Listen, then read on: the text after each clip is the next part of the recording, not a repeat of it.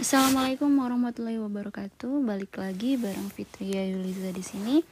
Kali ini kita akan bahas materi kimia kelas 11 semester 2 yaitu kelarutan dan hasil kali kelarutan. Oke. Untuk yang pertama ada kelarutan atau disingkat sebagai S. Nah, apa sih S? S ini adalah singkatan ya, singkatan dari solubility. Kelarutan dalam bahasa Inggrisnya ya. Sementara kalau KSP itu ternyata singkatan dari solubility product constant.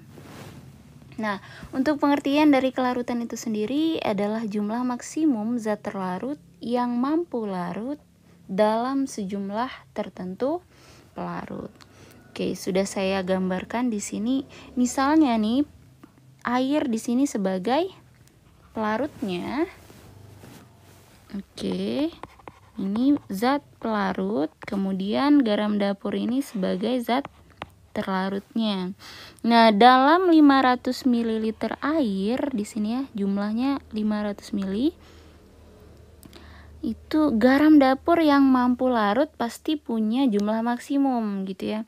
Saat kita masukkan, kita timbang misalkan 10 gram masih bisa larut sampai ternyata jumlah maksimum yang hanya bisa larut misalkan 117 gram gitu ya. Itu berarti kalau kita tambah lagi sudah tidak bisa diaduk lagi, sudah tidak bisa larut lagi. Nah, jumlah maksimum inilah yang disebut sebagai kelarutan gitu ya. Nah, bisa juga kelarutan itu kita cari dengan cara rumusnya sama seperti molaritas, yaitu gram dibagi mr dari zat terlarut dikali 1000 per volume dalam mililiter dari zat pelarut. Nah, kalau di sini berarti gramnya adalah 117 dibagi 58,5 dikali 1000 dibagi 500 ml. Oke, boleh kita cari, coret ya. Ini 2, kemudian ini juga 2. Maka hasilnya adalah 4 mol per liter. Maka kesimpulannya adalah kelarutan dari garam dapur dalam 500 ml air adalah 117 gram atau 4 mol per liter. Bagaimana? Sudah bisa dipahami ya? Oke, kalau begitu kita lanjut ke yang kedua nih, sebab kedua. Hasil kali kelarutan atau KSP. Oke, tadi arti dari KSP itu adalah singkatan solubility product constant. Nah, pengertian dari hasil kali kelarutan itu sendiri adalah hasil kali konsentrasi ion-ion dipangkatkan koefisien masing-masing. Oke, nah kalau begitu di setiap soal nanti kita harus ionisasi senyawanya karena kita butuh ionnya apa saja. Nah, contoh yang pertama di sini ada diketahui kelarutan dari NaCl adalah S, maka KSP dari NaCl adalah yang pertama tahapnya adalah ionisasi NaCl dulu menjadi Na positif ditambah Cl negatif. Jadi katakan bahwa kelarutan dari NaCl gitu ya adalah S. Kita tulis di bawahnya S. Lalu ionnya konsentrasinya berapa berarti ya? Kita tinggal lihat koefisiennya saja. Nah, kalau koefisiennya sama ini berarti sama-sama S. Seperti itu. Nah, sudah bisa kita tuliskan rumus dari KSP NaCl gitu ya berdasarkan pengertian tadi, konsentrasi ion-ion, hasil kalinya. Berarti kita tulis lambang konsentrasi dikaliin gitu ya. Ionnya apa saja? Na plus dengan Cl min. Masukkan ini S, kemudian ini S, maka jadinya adalah S pangkat 2. Seperti itu. Nah, S ini hanya lambang saja. Sementara nanti kalau ada nilainya boleh kita cari S-nya lalu kita masukkan ke rumus KSP-nya. Seperti itu. Oke, untuk nomor 1 paham ya. Sekarang nomor 2. Kelarutan MgOH 2 kali dalam 500 ml air adalah 5,8 gram.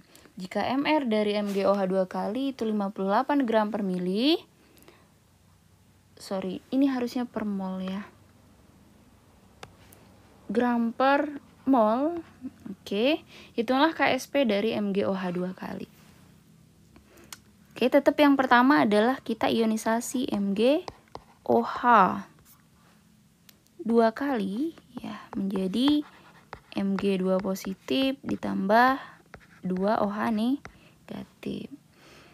Oke, kita misalkan di sini kelarutan MgOH-nya sebagai S, maka berdasarkan koefisiennya Mg2 plus sebagai S, OH min berarti 2S. Nah, kita tulis rumus dari KSP MgOH 2 kali, yaitu konsentrasi Mg2 plus dikali konsentrasi OH min pangkat 2, karena dia pangkat koefisien masing-masing ya. Lalu masukkan angkanya, masukkan lambangnya ini ya, S, lalu ada 2S pangkat 2. Jadinya adalah 4S pangkat 3. Nah, ini rumusnya berarti 4S pangkat 3. Lalu bisa kemudian kita cari S-nya ya, karena di sini nilainya sudah ada. Nah, oke.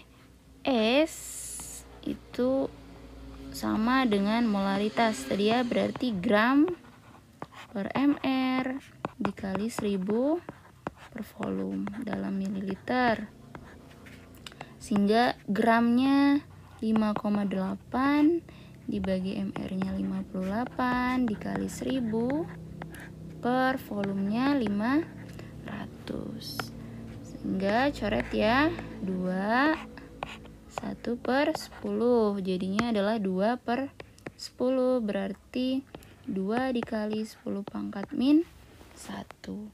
Nah, S-nya sudah ketemu, boleh kita masukkan ke rumus dari KSP-nya.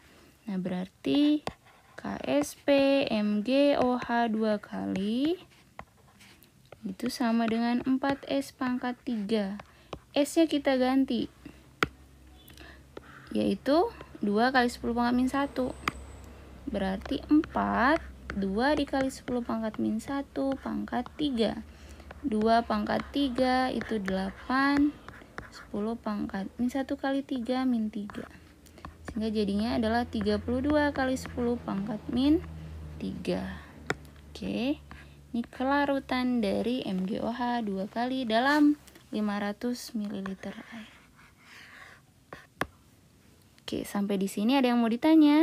Silahkan tulis di kolom komentar. Oke, ini untuk nomor 2. Sudah ya. Kita lanjut ke nomor 3. Oke, atau subbab ketiga. Ada namanya pengaruh ion senama. Pengaruh ion senama. Apa sih ion senama? Gitu ya. Nah, di sini saya tuliskan misalkan tadi ada MgOH 2 kali. Masukkan ke dalam 500 ml.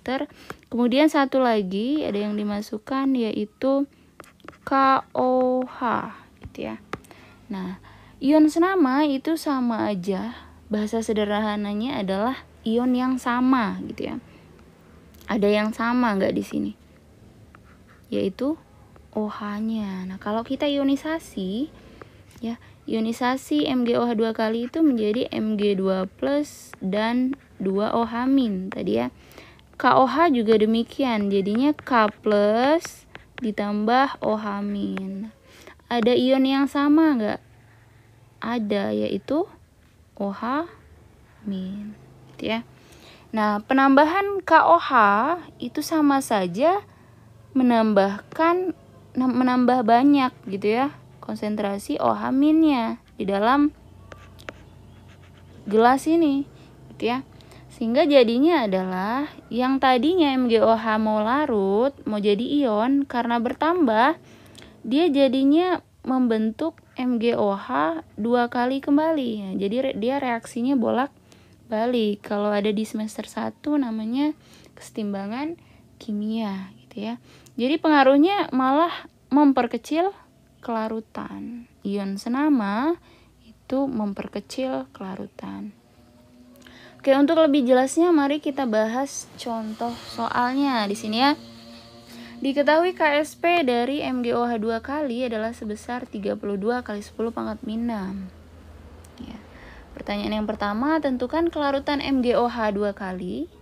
Yang kedua, tentukan kelarutan MgOH 2 kali setelah ditambahkan KOH 0,1 molar. Oke, kita cari satu-satu di sini. Yang pertama, tentukan kelarutan MgOH 2 kali. Berarti kelarutan yang diminta itu sebagai S. Nah, ini seperti kebalikan dari contoh nomor 2 tadi. Yang nomor 2 tadi kita mencari KSP diketahui S. Ya.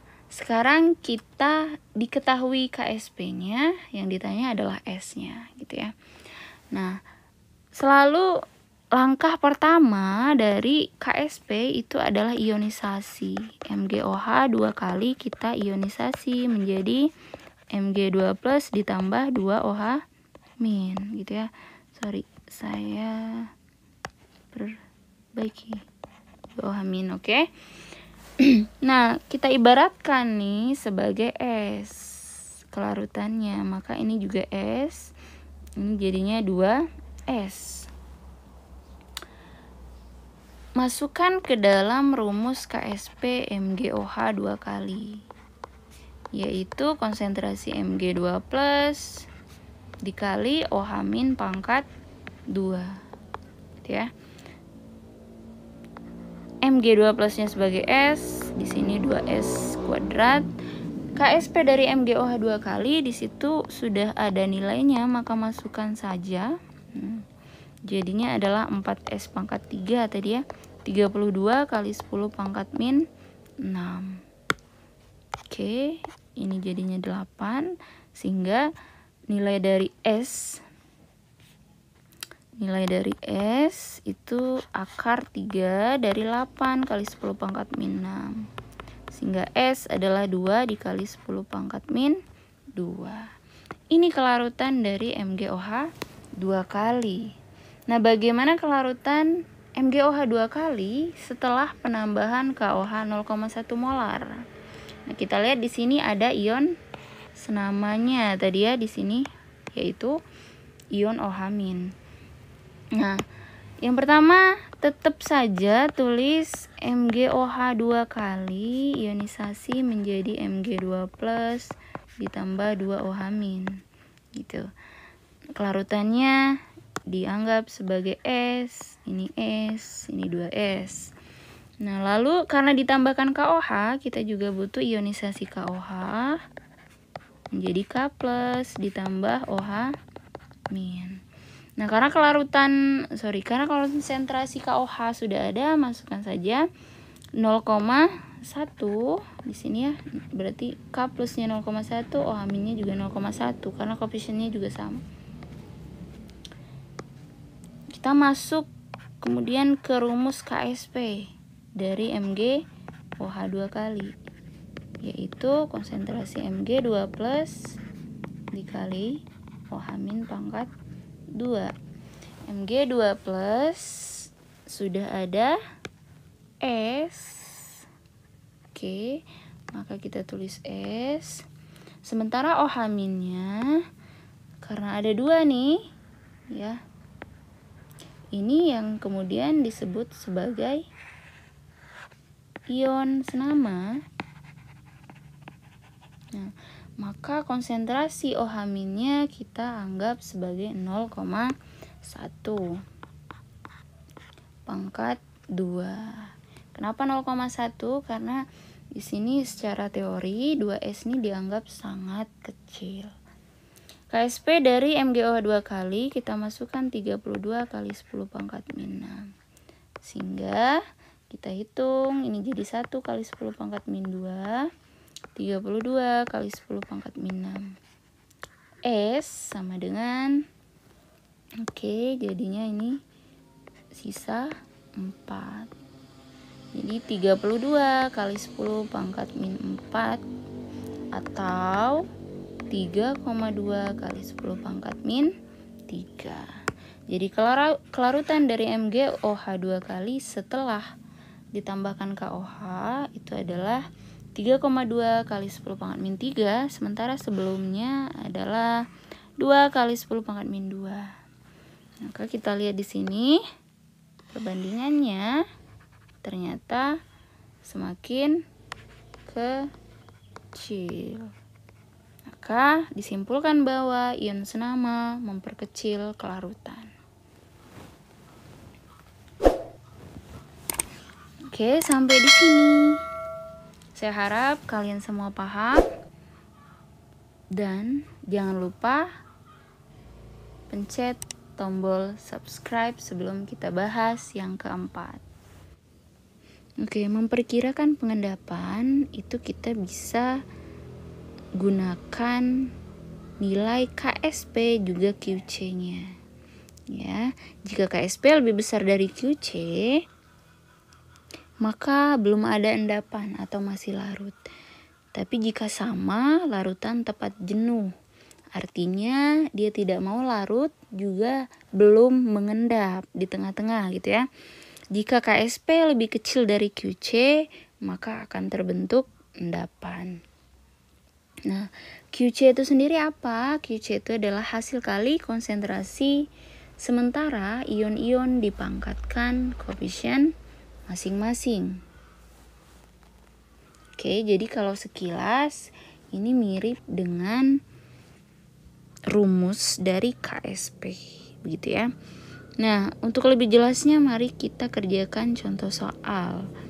Sebanyak 8,7 mg K2SO4 ditambahkan ke dalam 1 liter larutan yang mengandung ion Ca2+, Sr2+, dan Ba2+, dengan konsentrasi masing-masing 0,001 molar.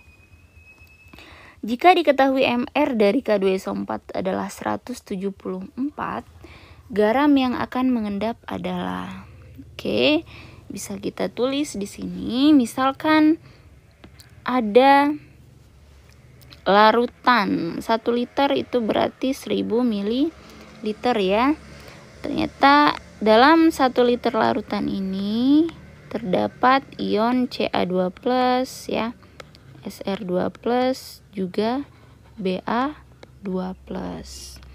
Nah, ke dalam campuran ini kemudian dimasukkan senyawa K2SO4 sebanyak 8,7 mg ya, atau sama dengan 8,7 kali 10 pangkat min 3 gram gitu ya.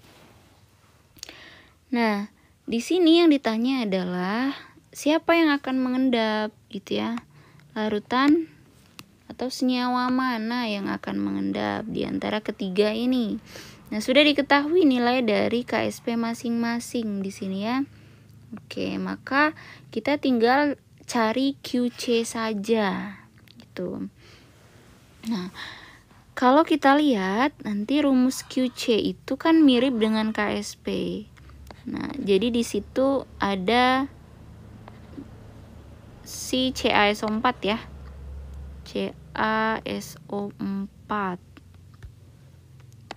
CaSO4, kemudian SrSO4, lalu BaSO4.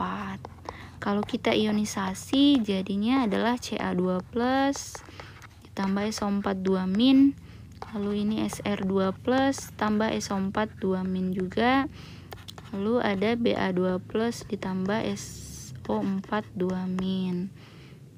Nah, konsentrasi dari masing-masing ion dari dalam larutan itu kan sama ya, 0,001, 0,001, 0,001.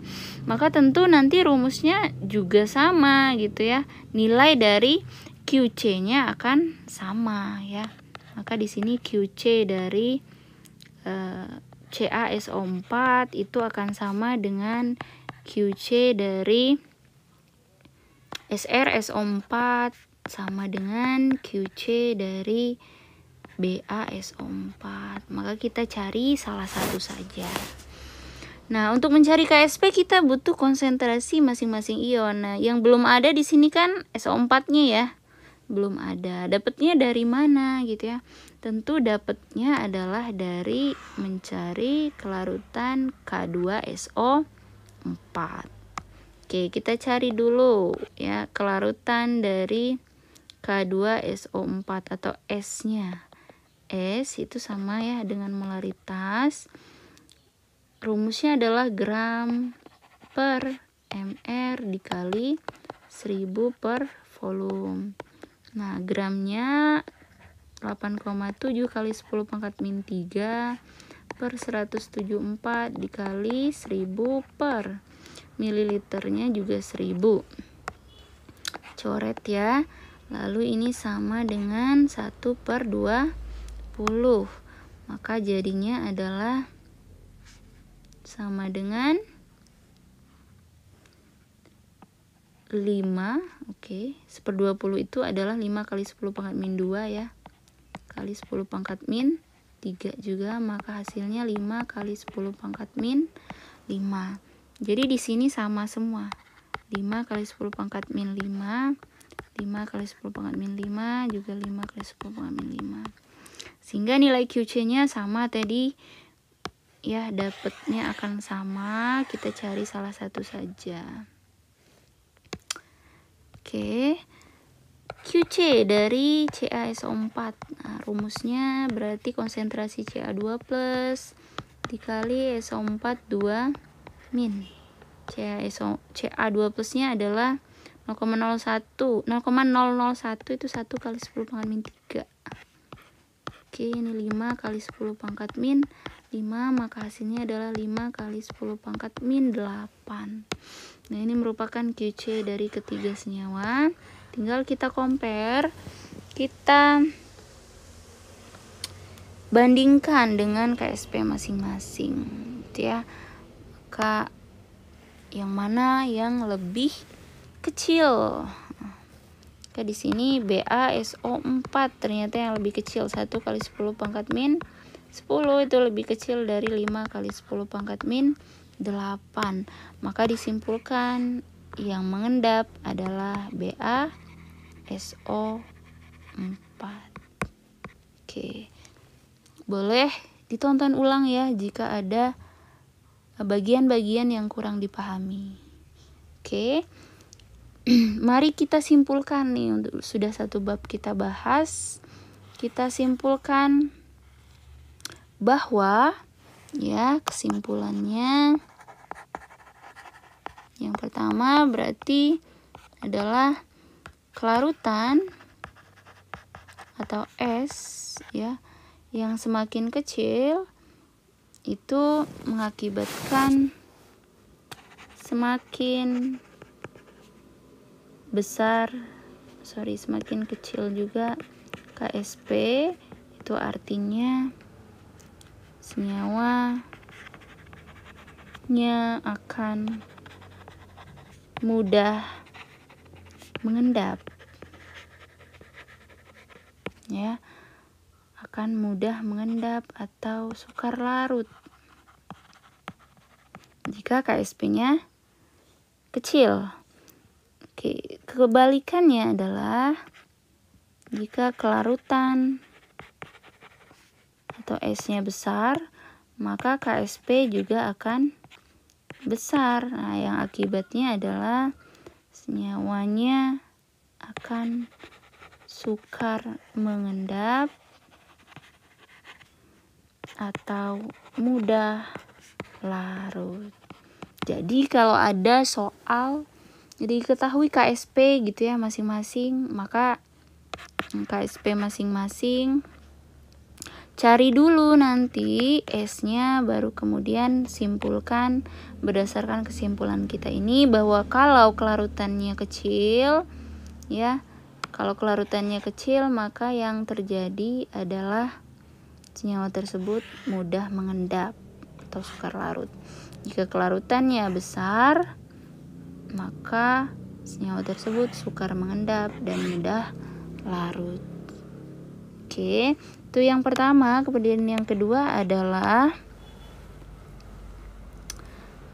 ion senama ya. Ion senama itu akan memperkecil kelarutan. Seperti itu ya. Lalu yang ketiga, oke, endapan dari campuran ya. Ion-ion itu bisa diperkirakan dengan membandingkan nilai dari KSP dengan QC masing-masing, seperti itu. Oke, sampai di sini untuk materi KSP. Di video selanjutnya semoga kita bisa bahas soal-soal KSP, baik itu soal ujian akhir semester, ujian akhir sekolah, ataupun untuk soal KSN atau UTBK. Terima kasih sudah menonton sampai akhir. Semoga bermanfaat dan jangan lupa like, comment, subscribe, dan share ke teman-teman kalian. Dan juga jangan lupa juga view ya. Terima kasih. Wassalamualaikum warahmatullahi wabarakatuh.